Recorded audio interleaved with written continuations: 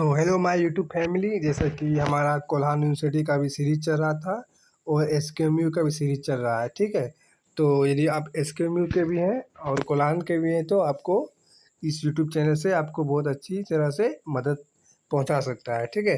तो जैसे कि हमारा कोड 13 का सिलेबस अपलोड कर दिए थे सेमेस्टर 6 का, तो हमारा आज क्या है, सेमेस्टर 6 कोड 13 का इम्पोर्टेंट क्वेश्चन हम सिलेबस अपलोड कर दिए हैं। यदि नहीं देखे हैं तो कोल्हान यूनिवर्सिटी का तो आप वहाँ से देख सकते हैं, ठीक है। तो देखिए कोड 13 में आपको क्या क्या पढ़ना है, कौन कौन सा क्वेश्चन था वो समझिए। सबसे पहला क्वेश्चन था कि माउंट बेटन योजना क्या था, इनका प्रमुख प्रावधान पढ़ना है, ठीक है। माउंट बेटन योजना क्या था, इनका प्रमुख प्रावधान पढ़ना है। दूसरा क्वेश्चन में क्या भारत का विभाजन अनिवार्य था, मतलब कि क्या भारत का विभाजन अनिवार्य था, ठीक है, वो पढ़ना है आपको।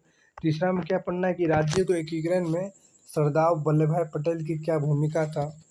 तीसरा नंबर क्वेश्चन है। दूसरा नंबर जैसे बताएं कि क्या भारत का विभाजन अनिवार्य था। चौथा क्वेश्चन में आपको पढ़ना था कि गुट निरपेक्ष आंदोलन क्या था, इनका निर्माण की प्रक्रिया का वर्णन करें, क्यों गुट निरपेक्ष आंदोलन बनाया गया, क्यों उसे अपनाया गया जवाहरलाल नेहरू द्वारा। वही क्वेश्चन है कि पाँचवा नंबर की गुट निरपेक्ष आंदोलन, देखिए पाँचवा नंबर में है कि जवाहरलाल नेहरू के काल में गुट निरपेक्ष की नीति क्या थी, क्या कारण था कि जवाहरलाल नेहरू ने गुट निरपेक्ष नीति को अपनाया, यही सब भी था पीछे कारण, आपको जानना भी होगा। देखिए जैसे क्वेश्चन है कि भारत गुट निरपेक्ष को स्वीकार करने के पीछे क्या कारण था, भारत जो गुट निरपेक्ष को स्वीकार किया उनके पीछे क्या कारण था वो भी पढ़ना है आपको। सातवां में पढ़ना है कि आर्थिक उदारीकरण से क्या समझते हैं, व्याख्या करना है आपको। आर्थिक उदारीकरण क्या है, पूरा पूरा अच्छा तरह से डेफिनेशन बताते हुए पूरा चर्चा करना है। फिर आठवां नंबर क्वेश्चन क्या है कि पंचशील समझौता क्या है, पूरा व्याख्या करने बोलेगा, इसके ऊपर निबंध लिखने बोलेगा, कुछ भी बोल सकता है, ठीक है। तो आपको पंचशील समझौता भी पढ़ना है। फिर नौवां नंबर पढ़ना है कि देशी रियासतों का एकीकरण पर एक विस्तार पूर्वक वर्णन करना है। जो देशी रियासतों का एकीकरण हुआ था उन पर एक विस्तार पूर्वक वर्णन करना है आपको। 10वां नंबर है कि भारत संविधान की प्रमुख विशेषताओं पर प्रकाश डालना है, ठीक है। भारत संविधान की जितने भी विशेषता है, धर्मनिरपेक्षता हुआ दो, ठीक है, तो एकल नागरिकता हुआ, ये सब तो आपको पूरा डिफिनेशन पूरा बताते हुए इसमें लिखना है। फिर पंचशील के प्रमुख प्रावधान क्या क्या था, ठीक है, पंचशील में क्या क्या बातें लिखा हुआ था वो पढ़ना है। 12 नंबर में गुट निरपेक्ष आंदोलन का मुख्य उद्देश्य क्या था वो पढ़ना है, ठीक है। गुट निरपेक्ष आंदोलन का क्या उद्देश्य था वो पढ़ना है।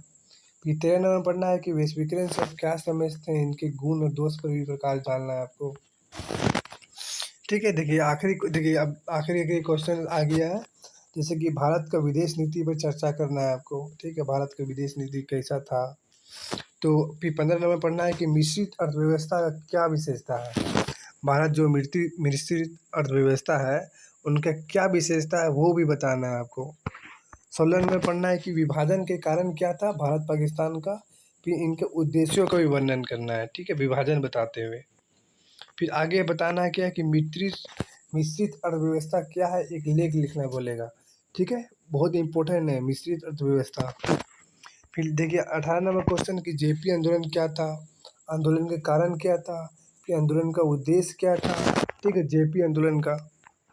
फिर 19 नंबर क्वेश्चन कि भारत का वैश्वीकरण पर क्या प्रभाव पड़ा, ठीक है, भारत पर वैश्वीकरण का क्या प्रभाव पड़ा वो भी बताना है आपको। फिर 20वां नंबर क्वेश्चन है कि आर्थिक उदारीकरण से आप क्या समझते हैं। फिर 21 नंबर है कि सार्क संगठन क्या था, इनका निर्माण और उद्देश्य का वर्णन करना है आपको, ठीक है। आपको वही सब पढ़ना है कि सार्क संगठन हुआ, आर्थिक उदारीकरण, वैश्वीकरण, जेपी आंदोलन, मिश्रित अर्थव्यवस्था हुआ, विभाजन हुआ, ठीक है, भारत का विदेश नीति हुआ, वैश्वीकरण, गुट निरपेक्ष, पंचशील, यही सब आपको मोटा मोटी आपको पढ़ना है इसमें। माउंट बेटन योजना क्या था, विभाजन, फिर एकीकरण, राज्यों के एकीकरण में सरदार वल्लभ भाई पटेल की भूमिका, गुट निरपेक्ष आंदोलन, ठीक है, तो यही सब आपको